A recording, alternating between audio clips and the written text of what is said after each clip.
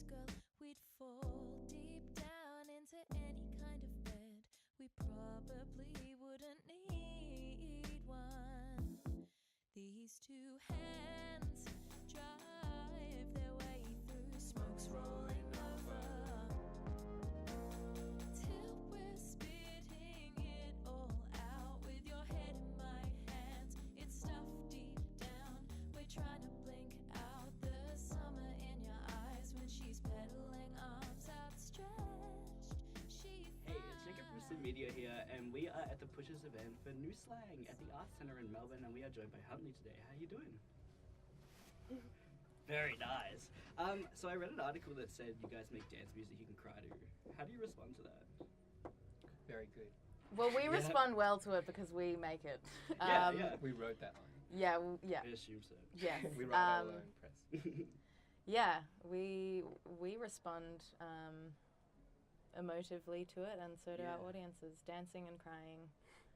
That's all we do together. Yeah. So we invite audiences to do the same. Fantastic. And you're also headlining the show at the Evelyn next Thursday, is it? Yeah. Very nice. And like in the event thing, it did kind of say like a lot about crying and stuff. Was this kind of like, was it kind of... I was having a rough time. That's alright. I think we all need a good cry at times. But was it kind of yeah. a conscious choice to make, I guess, dance-orientated music that isn't just about having a good time, but is also being emotional and like in tune with your emotions too? Yeah, dancing's like emotionally cathartic, as well as physically cathartic, and our music is, thanks to Ellie and Charlie, emotionally cathartic. What about you? I don't write any words. I meant words. The drums are also... Yeah, the drums say much And more the than you guys ever production. could. but- Yeah, that's true. Yeah, so dancing's a good time for really, like you're by yourself, you're with music, you're thinking, you're feeling, you're crying. Definitely. And you're kind of donating your profits to WAR, which is the Warriors of the Aboriginal Resistance. How did you get involved with them? We're not officially involved with them. They're just a great organisation, and that was kind of something that I just did on the spur of the moment because we kind of have some money in the account, and I felt weird about taking profit, for that gig because, I think if you can, donating to important organisations that need funding, and particularly in Australia, donating to Indigenous organisations, first and foremost. That was, I think that's something that we... Any money we've made has been on Indigenous land. Yeah. So. Yeah, I completely agree there. Yeah, it feels like we should. It feels like we should always be giving profits away, and I think it was just like that gig. I just kind of was like, yep. Yeah. Yeah. Fair enough. Yeah, no, that's awesome. And you put out your latest EP, Songs in Your Name, this year. How long were you kind of working on those songs for? One of them was really old. Oh, okay. One of them came up was like...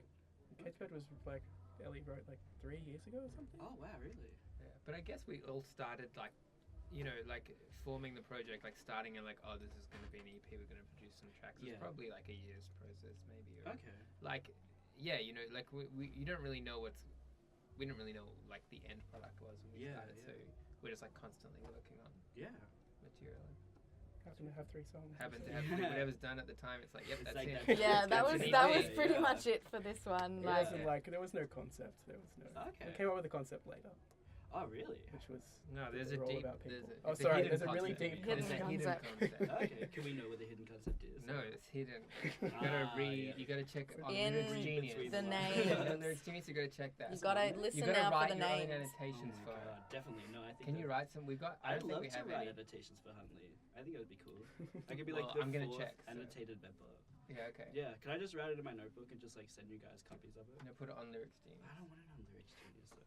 We really need some lyrics on Lyrics Genius. Alright, fine, I'll try to say that. If you're gonna be the 4th member, I kind of feel like that's your first. I guess they're gonna pull my weight, don't I? Yeah. It's your initiation. Yeah, but as an anonymous, you're not doing it from Huntley, you're doing it as a fan. Yeah, completely agree with that. So, in terms of going into the studio and recording your stuff, do you always try and have everything ready before you go in, or do you like to experiment in the studio? We don't have to the way we make music is like electronic, so we don't so much have to go into the studio. We don't I have a suppose. studio, really. Yeah, We just sort of do it in our bedrooms, and that's great because there isn't the pressure of like, hey, you're now recording the final thing that's you've got like, you know, an hour to get this take done. Yeah. It's a lot more relaxed with that than that, and we can experiment and sit with it for sometimes too long, and sometimes that impedes progress and things take longer. But like, I guess like we do like final vocal takes and stuff in a sort of a condensed period. But it's like by then we've been playing the song for so long that it's just like getting them performed. But other than that, I guess it's all prepared before we have to do that. That's how we write the music. And that's very cool. It's a very like organic process for you guys, and you can just continue to work on things whenever you want. And you also like self-funded the EP you guys did last year. Is that correct? Did you do the same thing with this one? And how has that kind of been? I guess funding a lot of your art that you saved. Yeah. We funded this. Yeah, we funded the first one, and then we funded the start, like the mixing and mastering and production elements of this one, but then release and stuff. This label, Neat Lawn, that we put it out with. Helped us out heaps. Okay. With that whole side of it, which was great because that allowed us to focus on the music side. Yeah, definitely. I think doing it ourselves it's an empowering thing. Yeah, for sure. I mean, we were in a lucky position that we like could financially afford to do that ourselves. Definitely. There are heaps of people who just like can't. Yeah. So like we can use our money that we save. Like we're using our savings, but we're like in a position as like very privileged middle class white people that's not going to like impact on the next 10 years of our lives to have to like, you know, put in our savings. But it is awesome, like at the moment, like having a little bit of money, like as a band, which we've never had before. Like we've only ever had our personal money that we're putting into it. Okay. So. How is that? Is it kind of opening a bit more doors, being able to have band money, I guess? Yeah, we went and did a rehearsal away for a few days. Bought some champagne and why not? Put it on the band. Sweet. We're traveling by limousine mostly, but sometimes it's just Uber Black. Yeah, that's true. I thought I saw that limo pull up, and I knew it was you guys that were going to send that over. But Neat Lawn, that's Japanese wallpaper, this label. Are you guys going to be doing a lot more work with them? I think they just do like single releases. Yeah, I think mostly like, and that's kind of how we've been arranging it with them since the start. And this was kind of like Gab, who's Japanese wallpaper. He approached us and said, "I'd love to put something of yours out." So we worked this EP up for them to put out. Do you think you'd ever do a collab with him? If it ever came up? Yeah, he's asked me to do some vocals on a Japanese wallpaper track. Cool. And I'm like, yeah, for sure, and then it hasn't happened. Maybe one day it will. You guys also busy in LA. Probably living it up. Elsternwick, I guess. Yeah. You guys played Paradise last year, right? How did you fare with the cold? I was there and it was awful, but great. I played 2 sets there, and for one of the sets, my fingers were so cold, like I could barely play. Oh no! For one of them, that was the first day set, but it was it was like blocks of ice. I've just never played in those conditions before. Yeah, exactly. But so like it was a good physical test. Yeah, Mm-hmm. I was like bashing the keys at one point because I couldn't really feel what I was playing, but it was cool. Yeah. It worked out well. During the Huntley set, there's a bit that I'm playing like pads, which are like, you know, like squishy bits, and I was like just, you know, really feeling it, like grooving. My fingers were like numb, and then I looked down and realized that I was just pressing like the plastic on like not the pad at all. I was just pressing like the hard case of the keyboard. Yeah. That's wild. But like at least it's so beautiful there, and it's great that they could even put on a festival there. Yeah, totally. We played another festival, Gay Times happened there as well in February. So it was our second time around, so we kind of felt like more comfortable. We all had like 20 layers. It actually wasn't really any warmer. It was still but it still wasn't. It was a bit warmer. Yeah. And we played at like a really nice time then when it wasn't. It was like dusk. And we played a song called Dusk. Really? And it was like... That's incredible. So good.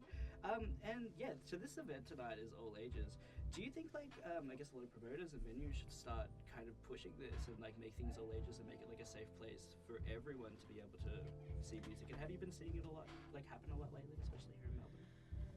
I think Melbourne is a city where there are more opportunities. Saying that, I think there are also some amazing things happening in regional areas, like there are initiatives through the Push and through Freezer that empower young people to be able to access all ages music events. I think one thing that I've been thinking and talking about a bit recently is having alcohol-free events as a way of eliminating barriers that different groups of people, different like religious communities and stuff that prevent them from accessing these spaces and create these spaces as really kind of like monolithic, like this is what going to a gig is like. It's, you know, you're over 18, you're super cool, you get drunk, you know, whatever. And it's like to kind of broaden that is really important. And I think it's so, that's why all ages gigs are really... Yeah, I definitely agree. And like, especially like going to them, like when I was younger, and I'm sure you guys went there too, it's like everyone's there for the music. Yeah. We're not there to get messed up, we're there to just have a good time and listen to it. And young people are like the best age group for loving music. I'm really passionate about young people and music, so I'm excited to play tonight. Awesome. I can't wait to hear your set. And I just wanted to touch on, I heard you guys were going on a bit of a winter hiatus. Is this just a well-deserved break? Or... Yeah. I don't know about well-deserved. How deserved Like do you think? semi-deserved. I think it's pretty well-deserved. We're kind of we've got like big plans for an album, so we know that we're going to be recording and writing like for the whole second half of the year, and hopefully having like a big summer of gigs and stuff. So can we expect any new music out by the summer, maybe? Ooh, very high. That is the optimistic. That's how. Okay. Oh, how high pitched it Very, is. I understand. Yeah. It's like that. Awesome. Yeah. Well, I can't wait to hear it, and I can't wait to see you guys play tonight. And thank you so much for having a chat with us. Pleasure, such a pleasure.